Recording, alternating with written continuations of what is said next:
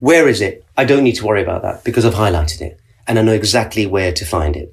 So when I prepare my cases, that is part of the initial work that I do, putting them in a file, tabbing them, highlighting them, and then filleting that file and taking out from the file, what do I actually need? And what I actually need, BB, of course, is informed by my client's instructions, what they say happened, what they say they disagree with in the witness statements. That allows me to make decisions about which witnesses I actually need to come to court so that I can cross-examine them and which witnesses I don't need. And then I begin the process of preparing my cross-examination. And if I may, BB, I'll just tell you what I tell all my students. And I think some of them think I'm making this up because they think you can't possibly do that and get away with it. But I do get away with it. And I've been doing it for a long, long time. And it's this. For me, the rule that I operate by, the name of the game is, I want the minimum number of pages in front of me when I'm standing up and doing advocacy. The minimum. I only want what I really need.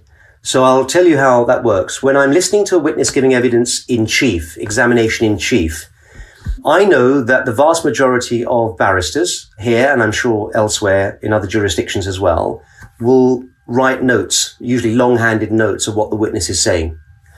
And my goodness, that's really, energy consuming. It's time consuming. It means that you're focusing on writing down what the witness said. And of course, witnesses don't speak in the way that a barrister should be speaking at a regular pace. And it's really difficult to keep up. For me, that is madness. It's madness to write down everything a witness is saying, because it means that if you're doing that, you're not actually studying the witness. You're not looking at the witness and you're not really listening to the witness. What you're doing is you're being a scribe and you're writing as quickly as you can. A bit like being in school in a classroom when the teacher's punishing the students for misbehaving. They say, write down the following, and they move at about, 500 miles per hour and everyone's scribbling until their wrists and their fingers absolutely ache. I don't see the point. It seems to me to be supremely inefficient. I'll tell you why. The reality is that when an advocate, let's say a prosecutor, is leading their witness in chief, not leading them in leading questions, but they are taking their witness through their statement, they will, generally speaking, go through the statement in the way in which the information is set out on the statement. And most of the time, a witness will, in fact, simply say what they said in the statement. They might change a word or two, but they're generally speaking going to say what they said in their statement. Sometimes they go off-piste, and we can come to that. My point is this. If, in fact, a witness is broadly speaking, saying what's in their witness statement, why are you writing it down longhand? It's almost completely duplicating what's on the face of the statement. Just get your red pen and tick, tick, and tick. As the prosecutor goes through the statement in chief, tick, tick, tick. And that means that the test is, as long as the witness pretty much says what's in the witness statement, tick it. If, however, the witness varies from their witness statement in a way that matters, in a way that is material, in a way that betrays some inconsistency, which may itself reveal that they're not telling the truth, and in a way that may give you ammunition for cross-examination, write it in.